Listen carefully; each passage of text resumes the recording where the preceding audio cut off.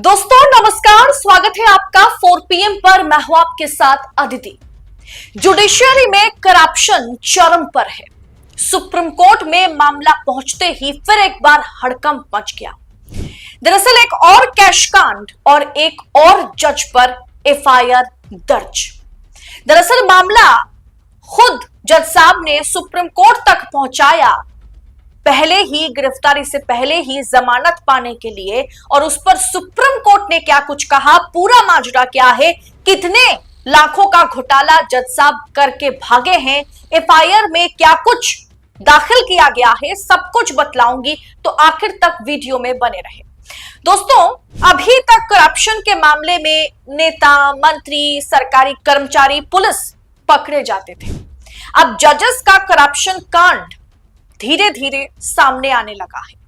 Justice Verma के घर से जली हुई नोटों की गड्डी बरामद होने के बाद से जुडिशियरी में कैश कांड पर अब नागालैंड जिला अदालत के पूर्व जज, जो अभी हाल ही में जबरन रिटायर कराए गए हैं, उनका भी मामला सामने आ गया।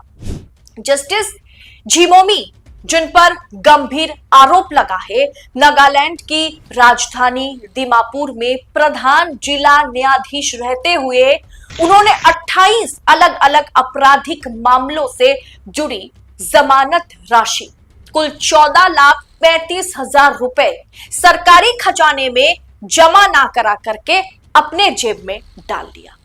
आपको पता है कि जमानत के समय आरोपी को जज द्वारा निर्धारित पैसे कोर्ट को देने होते हैं, कोर्ट में सबमिट करना पड़ता है, जो सरकारी खजाने में राज्य सरकार के पास जमा होता है।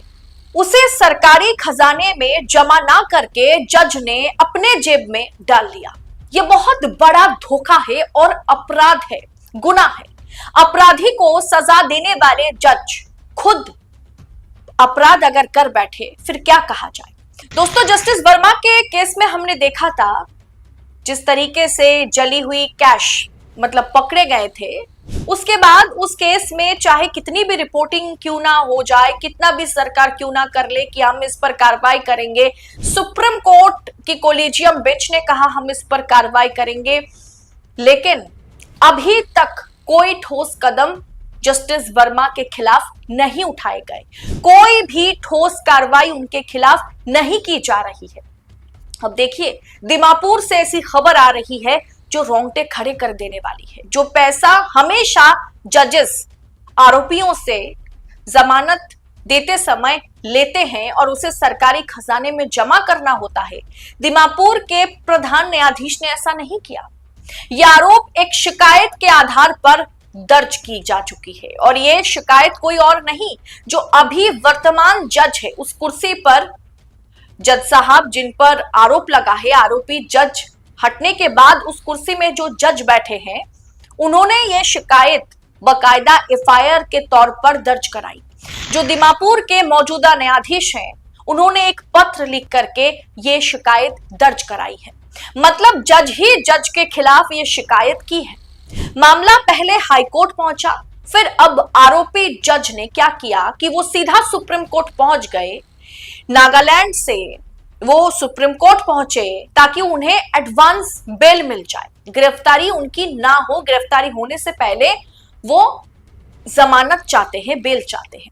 सुप्रीम कोर्ट के न्यायमूर्ति उज्जवल भुइयां, न्यायमूर्ति मनमोहन की पीठ ने यह फैसला देते हुए कहा है, जब तक गुवाहाटी हाईकोर्ट इस मामले पर अपना अंतिम निर्णय नहीं देता है, तब तक उनकी गिरफ्तारी ना हो। यानी फिलहाल के लिए उनकी गिरफ्तारी पर रोक लगाई है सुप्रीम कोर्ट ने। दोस्तों, झिमोमी के वकील सिद्धार्थ ने सुप्रीम कोर्ट को बताया कि नागालैंड की नागरिक प्रणाली में जमानत राशि को कोषागार में नहीं बल्कि एक विशेष अदालत खाते में जमा किया जाता है, जो कि देश के अन्य राज्यों से बिल्कुल अलग प्रणाली है। जो किसी भी राज्य में नहीं होता वो नागालैंड में होता है। यानी जो खजान मतलब जो पैसा राशि खजाने में, सरकारी खजाने में जमा करना होता है, दीमापुर में, नागालैंड में ऐसा नहीं होता। बाकी राज्य से बिल्कुल अलग है नागालैंड की पूरी प्रणाली। क्या इसके बारे में बाकी जजों को नहीं पता? क्या पुलिस को नहीं पता?